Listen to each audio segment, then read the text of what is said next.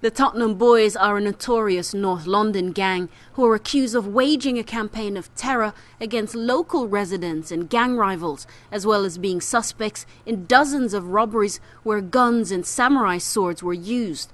The Tottenham Boys are all part of a gang culture where using a knife is almost a membership prerequisite. Members engage in postcode wars where the punishment for straying into enemy territory can be a severe beating or even death. Why do these young men carry a weapon? Reverend Nims Abunge is the chief executive of the Peace Alliance and spends a lot of time talking to young offenders. I said, why were you carrying a knife? Or why were you carrying a gun?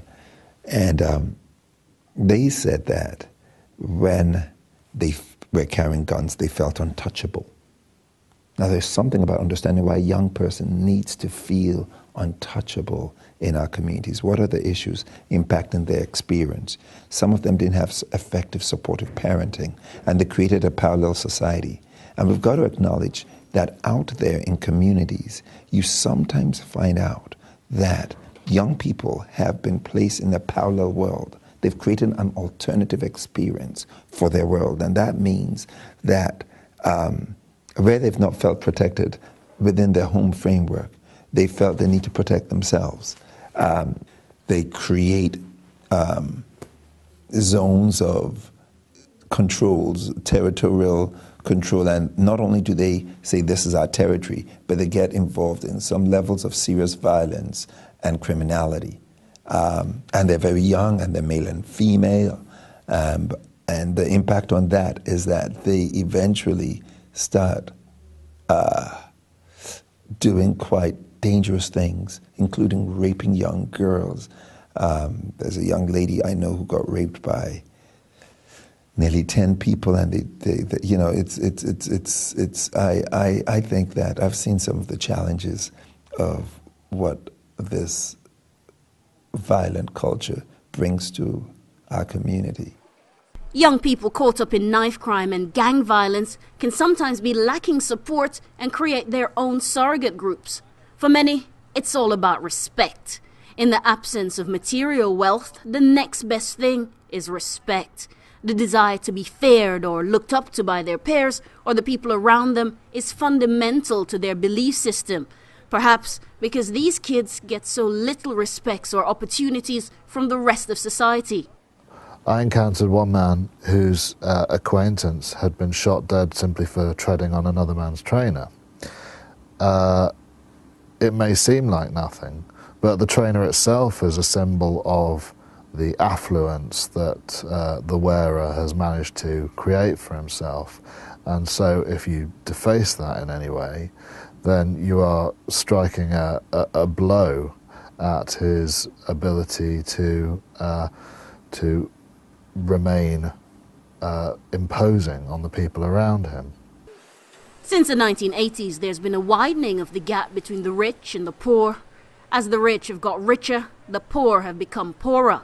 This increasing inequality, globally but particularly rampant in Britain since Margaret Thatcher, has resulted in a growing culture of wealth envy. What we do have is a growing ghettoization within those areas, whereby the desire to live like the people up the road who may be doing very well, and in a city like London, it's almost staring them in the face. You could live in one of the poorest estates in the country, in Lewisham, and be staring across the water at Canary Wharf. You could live in Brick Lane and be you know, a matter of yards away from the Square Mile. And because of that desire to acquire and live like the people who are literally yards away from them, a sort of growth in mugging, burglary, and what have you is not quite inevitable but highly likely. And that's exacerbated when those crimes are happening, are being committed by and against the same people. Whilst the statistics on knife crime fluctuate, what is a growing concern is the way in which those involved in knife and gun crime have changed the way they operate. Before, when youths wanted to send a message to their rivals, this could be done with a simple beating. Increasingly, however, methods like stabbings and the rape of females associated with the rivals is a growing trend. It's also worrying that the changing face of gang membership and those being caught up in criminality, it seems both victims and perpetrators are getting younger.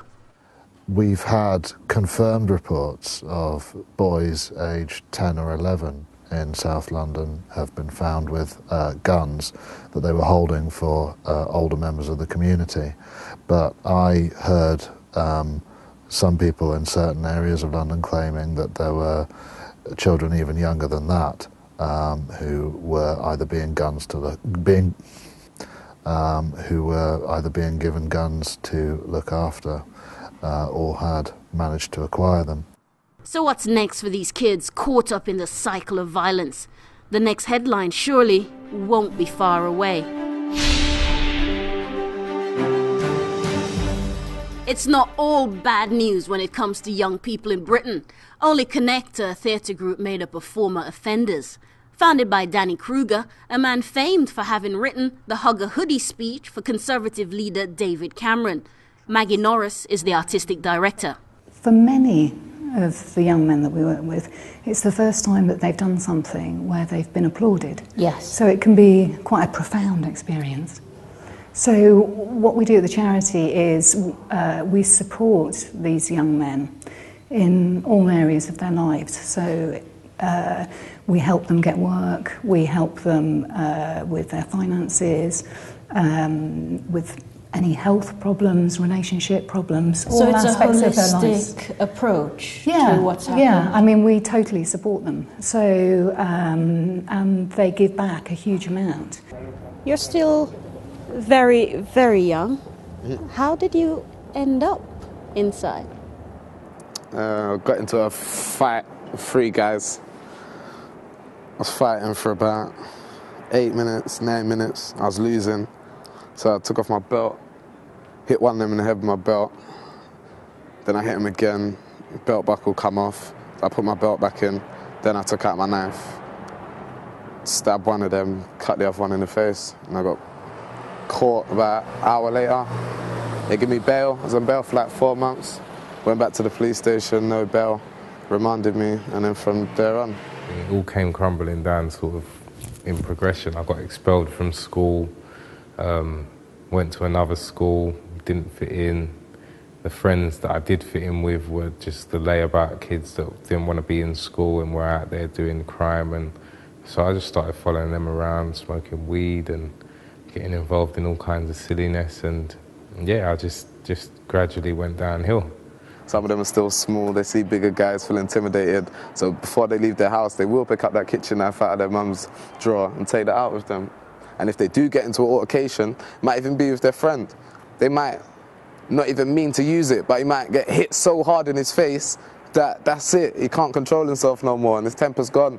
That's like what happened to me, sort of. I was fighting for a long time, but then after my temper just went, and then that was it. There was no thinking.